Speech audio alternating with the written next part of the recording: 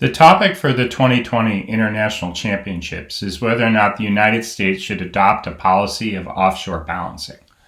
This topic was chosen for a couple reasons. First of all, it's an outgrowth of the April topic. What do I mean by that? Well, the April topic was about whether or not the United States should reduce its military presence essentially in the Persian Gulf region. This topic is broader than that, and it kind of asks the question essentially of whether or not the United States should reduce its military presence in a lot of regions, such as in East Asia and Europe as well. So this kind of takes the preparation that debaters already had for April and does ask them to prepare a little bit more for some, additional regions for a tournament that's a month later. But it also grounds them in what they already know. Second of all, I think it's useful for debaters to learn about some of these other regions of the world as they prepare for competitions for next year. So if you have an understanding of the geopolitical situation, including the military situation in East Asia, in Europe, regardless of what topics we end up using for next year, the normal NSDA topics, this will make it possible for you to kind of enter the year with an understanding of basically what is going on in those regions. So I think it creates a balance in that way, drawing on some existing knowledge, but expanding additional knowledge, and then kind of saying, hey, this is going to help me moving forward. So that's kind of the rationales for choosing this topic. Now, in the rest of this lecture, I'm going to talk briefly about what the resolution means, and then some of the pro and con arguments. And again, many of the debaters will already be familiar with these. First of all, what is offshore balancing? Offshore balancing is a concept. It's an idea. It is a little bit of a specific policy proposal, not an exact policy proposal, but the basic idea behind offshore balancing is that the United States would reduce a lot of its military presence in these regions, sustain some kind of small presence, just as the previous resolution called for action to do. Also strengthen and maintain and strengthen its relationships with its allies to build up its allies' military capabilities so they could kind of deter threats, but also kind of be at home and be ready to respond back to a crisis if needed. So yes, if China did invade Taiwan, then the U.S. would respond to that and deal with it, not completely ignore it. It's not a call towards isolationism, though some of the critics may brand it as such. The idea is that we just really reduce our military presence, bring a lot of it home, which is also, again, something the last resolution didn't specify and debaters struggled with, to bring that military presence home, but be prepared to reproject it abroad. In this next slide here, you can kind of get just a basic idea of kind of just all the military bases the United States has all over the world. In the stars with the blue stars, you can see that that's basically where there's a permanent military presence, a significant base. The red stars are just kind of where there's kind of informal bases, what we maybe call short-term agreements we have to have bases. But you can see the U.S. is projecting, its military power quite broadly, all over the world, on a regular and sustained basis with permanent basing agreements. So the idea is that we would bring some of this home. So in terms of advantages, I think you can put them into some categories. The first category has the basic broad advantages to reducing military presence. The second is what would it look like in individual regions? What are the advantages to doing so in individual regions? So first of all, let's start with the broad advantages. I think the first is you could kind of have some things about the domestic side. Right? Say look, in terms of the economy, we need economic resources at home. We shouldn't be spending our money abroad. We should be pulling it back here. We shouldn't be spending so much money on our military. Yes, spending money on the military does help the economy, but it's very inefficient compared to expending it on other areas. And that we should make investments in areas like healthcare, education, technology. That basically there's just too much focus, too many resources are spent on projecting our military abroad, and that's bad. And then, of course, you can make arguments, too, about just overall economic sustainability and how sustainable, could our empire kind of fall apart, right? Essentially, any advantages that the con team might argue to projecting our military power abroad, look, if we don't kind of husband our resources and strengthen our home base, we're not going to be able to afford to do that like well into the future. And that could create, some problems where like we just don't have any ability to project military power, which kind of gets us into, a broad base, some of the kind of foreign, right? So we talked about domestic reasons that we need to kind of general domestic reasons that we need to pull back our military power projection. Well, what are some foreign policy reasons that we need to pull back, right? The last one kind of provided a little bit of similarity between the two, right? Like if we don't have the economic foundations, we can't project our power. But one of them is just a simple kind of blowback argument. The idea of blowback is when you project your power, that there's a lot of hostility that comes back against you. That, you're maybe going over there to like kill terrorists or arrest terrorists. What would happen is that animosity increases terrorism. It also can mean like, hey, some of your weapons get captured and those weapons get used against you. But just kind of a general argument that there's a pushback that undermines what we're trying to do. A second thing related to that is counterbalancing. Now, the blowback kind of can happen at like kind of a smaller, more granular level. Counterbalancing refers generally to countries kind of forming alliances that balance our power against us. So if our power gets really strong, then we see Russia and China may form an alliance and balance of power back against us. Terrorism, of course, is related to both those things, right? That like there can be more terrorist attacks on our troops, especially if they see physical presence. They see our troops walking around in their countries, so then the troops get attacked. There's terrorist attacks on the United States. Obviously, U.S. cultural and economic values are not the same as everybody else's values, so they see that our soldiers are bringing those values, and they're like opposed to that. There can be human rights abuses that get caused by, the wars that happen in the region, maybe just activities of U.S. soldiers, crimes that are get committed. Perhaps our intervention abroad, especially in certain regions, may violate international law. People can argue that international law is important. It might encourage our allies and people on the ground that like we're kind of tied to be more aggressive. Why? Because these people know they have the backing of the United States government. So they say, okay, we can be more aggressive in wars, we can be more aggressive, but there's only so much they can do to us because we had the backing of the United States. It could undermine multipolarity. Multipolarity, we'll talk some more about terms in the end, but multipolarity is the idea that, there's a kind of a more equal distribution of power in the world, or at least that there's more than one power center. It's never going to be completely equal amongst all the countries, but, if you could divide power more equally between the United States, Russia, China, maybe Brazil, India, perhaps, especially if they're lined together, they call those the BRICS, and you divided that power a little bit more evenly, maybe that's a little bit better for world stability. We talked about overstretch, right? That's kind of the same issue as sustainability that kind of bled our discussion from the domestic to the foreign. The idea is that, if we don't husband our economic resources over the long term, we're not going to be able to sustain kind of even like rapid reaction military power. The third kind of general category of pro-arguments, I think, is just that like you want to argue in a defensive way, right? Those last two types of arguments were offensive. You want to argue that hegemony, U.S. unilateral kind of power projection fails, right? We can say, look, the U.S. is projecting its power all over the world, but Russia went and then they annexed like part of Crimea.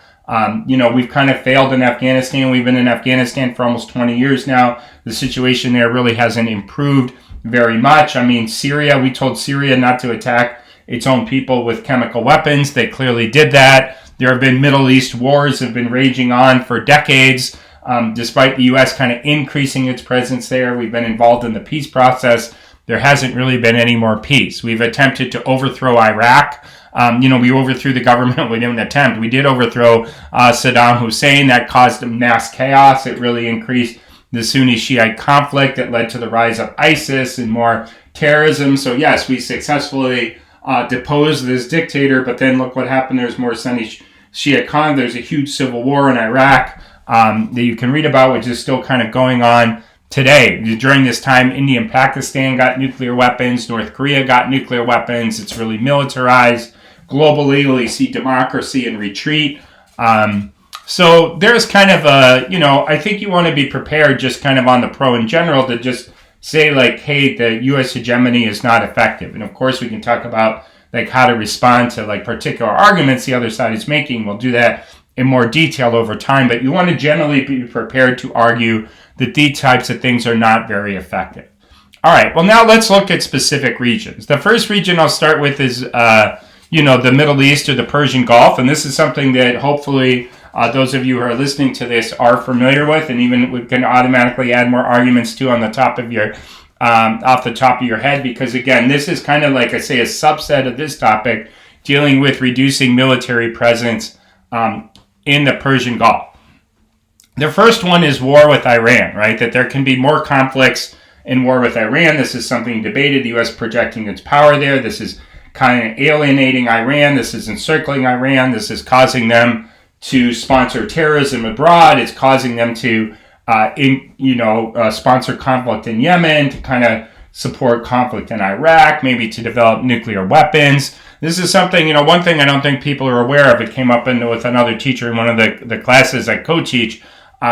This is if you look at this map, these are all the bases that the U.S. has essentially near Iran, almost like completely encircling Iran. So if you look at this and you look at these military bases, it's not really surprising if you were Iran, like how would you react, right? You would try to kind of develop like some more of your military power. Maybe you would sponsor terrorism, maybe you would develop nuclear weapons because you realize that the U.S. is kind of completely encircling you militarily.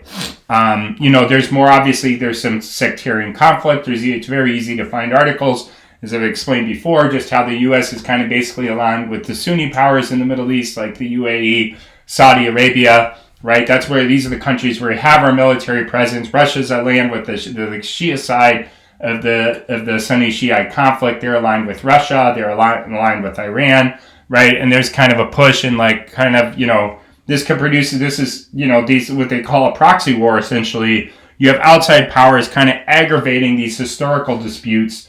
This historical dispute between the Sunnis and the Shiites, which is obviously now overlapped with resources and economic power and all different types of, political power within the countries. You're kind of pushing this sectarian conflict and expanding it, right? And it, maybe even leading to more political instability in these countries. But again, this is something you debated, kind of putting this out there for people who haven't debated before, but that's kind of a subset of the topic. In East Asia, what kind of advantages could you kind of claim to essentially reducing U.S. forward military deployments in East Asia? Well, there's arguments about China, right? You could say that, our forward power projection there, look, you can go back and you could also find maps of all the different U.S. military bases in East Asia that are near China, right? And why China might be concerned about these things, right? And China, U.S., and you'd say the U.S. putting this military pressure on China is hurting our relations with China. We need cooperation with China on climate change, on COVID right now, right? On the economy generally, right? The world, because of COVID and related issues is kind of experiencing a lot of difficult problems, and we need to cooperate and have stronger relations with China in order to prove these things. You can say the U.S. will get pushed into war, right? Whether it's accidental war, miscalculated war, whatever that we're going to have, that without this, we're going to end up kind of with a conflict with China that's going to lead to a larger world war, that if we're aligned with our allies, maybe one of our allies like Taiwan will get drawn into a war.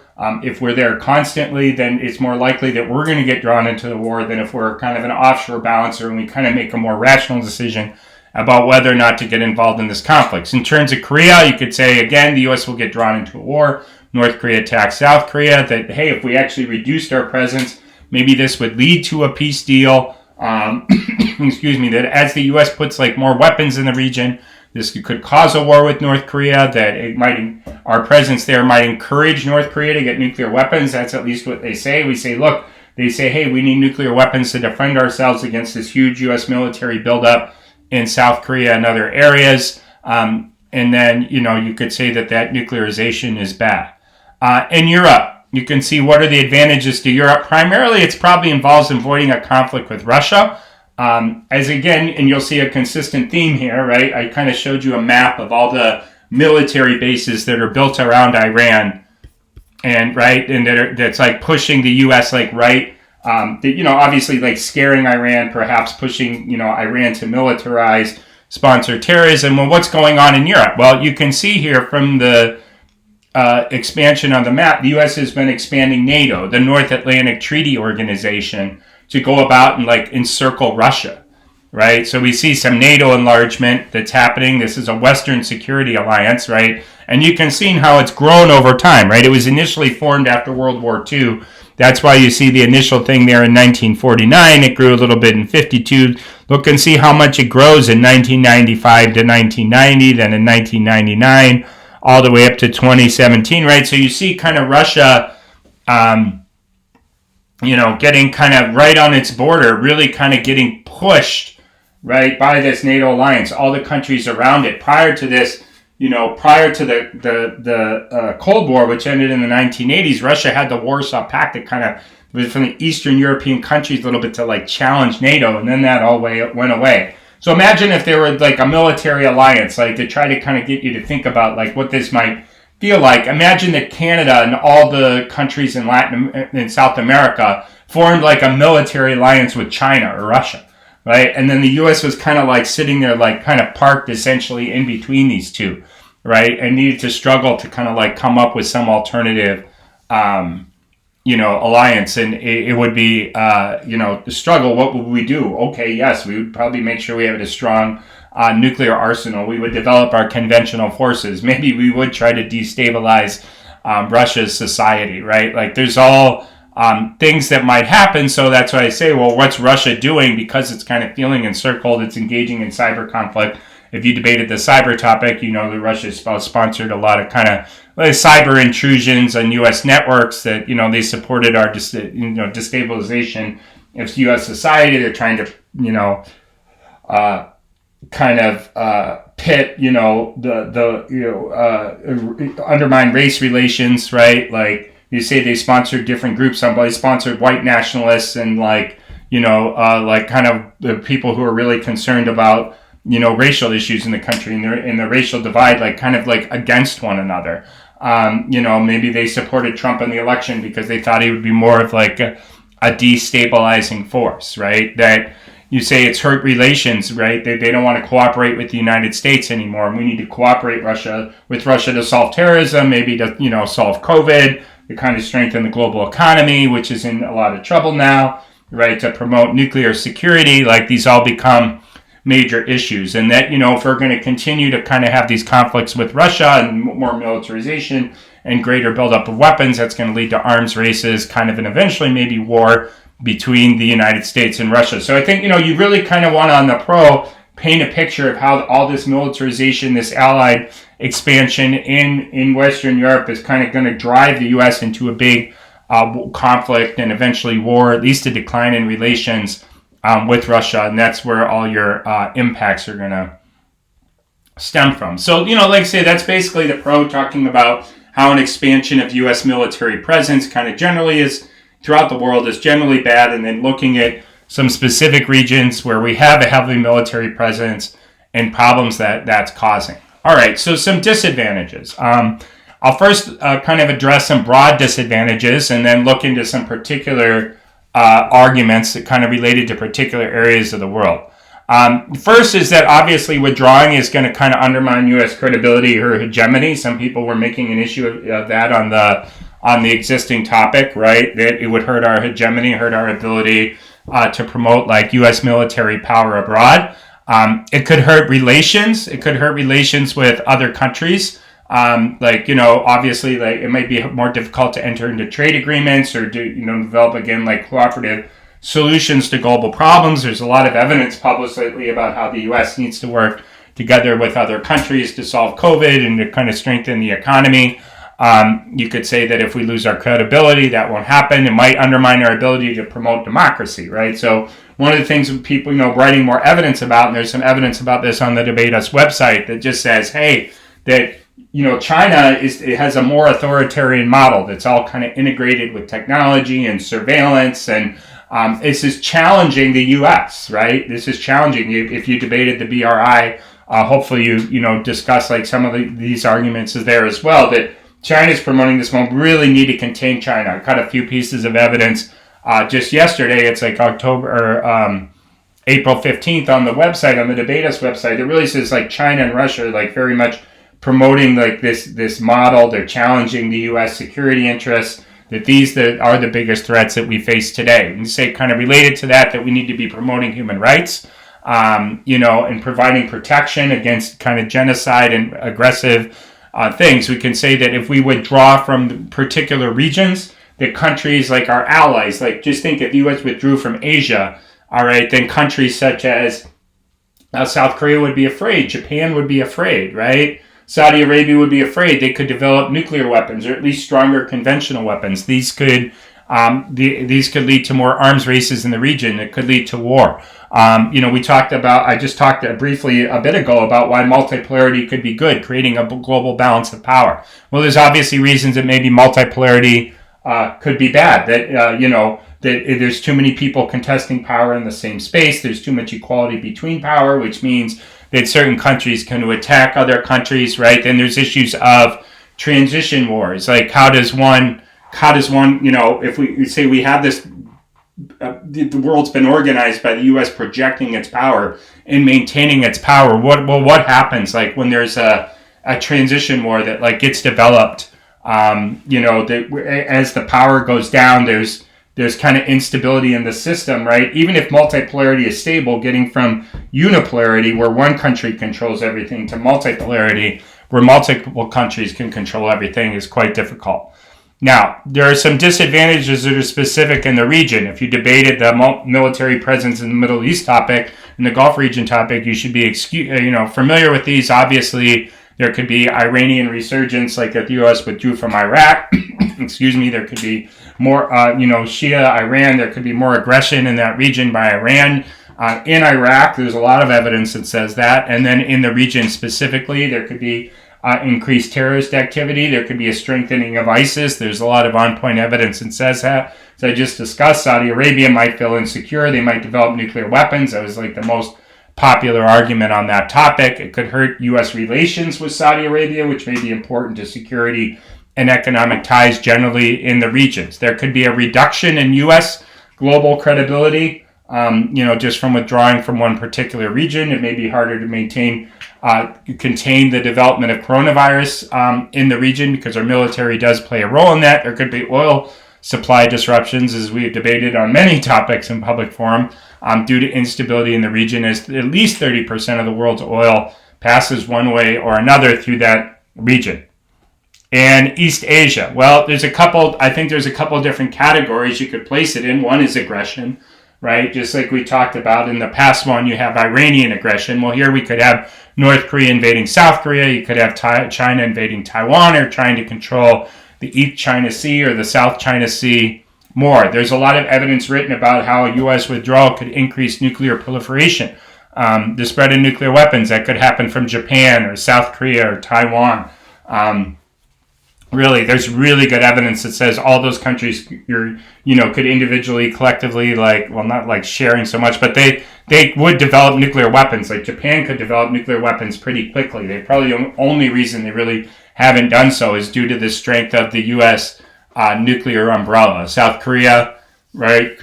South Korea would be in a lot of trouble if they had any doubt the U.S. would defend it. Basically, if North Korea invaded South Korea, North Korea would win at the beginning. Like, they'd be winning the war. They would drive kind of all, the conflict. Most of the U.S. soldiers there initially would die. They'd say that the North would be able to push into the majority of the South Korea. But then once the U.S. kind of sent more reinforcements initially from Japan and then from the United States and other areas, it would be able to push back into North Korea and kind of eventually win the war. But without U.S. troops, there's really no way South Korea could survive a North Korean invasion. Taiwan can't really defend itself against China, absent the United States, right? So, and then of course, like I say, beyond nuclear proliferation, there's just kind of general arms races and war that might happen. Disadvantages in Europe, the U.S. withdrawal. Well, again, we can put these into at least two, I think potentially three categories, right? You can have more aggression. You can have Russia invading Europe. You might have wars within Europe. We obviously had World War I, World War II. That was fought amongst European countries, right? That got it divided into different alliances. We can have nuclear proliferation again, like Germany might go nuclear. I mean, Germany, now kind of has a good reputation in Europe, but historically they've been a bit aggressive. So people kind of really fear that Germany getting nuclear weapons. Turkey could get nuclear weapons. Potentially some other countries in Europe. Then you could also just say NATO or the North Atlantic Treaty Organization is good at certain things, right? They're good at providing like counterterrorism. That this alliance, they kind of together they share intelligence, share military resources. They're effective within Europe at reducing terrorism, at fighting terrorism worldwide. What you essentially call out of area operations, where they engage in these operations to kind of deal with international problems like across the world. In terms of framework, to go back, framework is kind of like an overarching value that each side is going to argue for. So I think on the pro, you're generally arguing for kind of what is essentially a realism.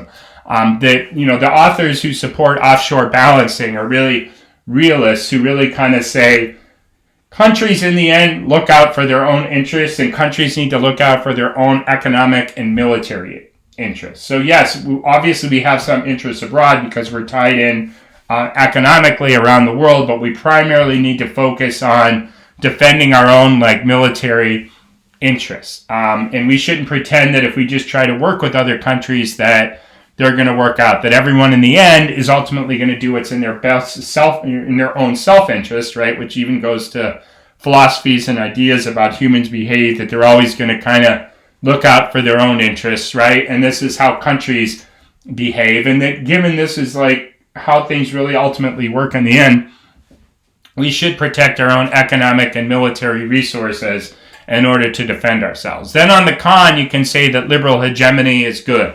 All right, that the idea is that we should, really be kind of promoting things abroad, that the U.S. is like kind of the best country ever, that we promote these liberal values like democracy and human rights and like economic growth, okay? And we need to be ready and we need to be available to kind of promote this kind of more liberal hegemony and like stabilize the globe. And then if we can eventually, that humans are capable of good, that the U.S. is like kind of more good, for lack of a better expression, than other powers have been in the past, that it's better to have the U.S. promoting things than to let China and Russia take all over the world. So those are a couple different frameworks you can use. I just want to briefly review at the end a few definitions, and there's going to be a larger list of these on the website. But unipolarity is when one power dominates the globe. Unipolar, right? Uni meaning one pole.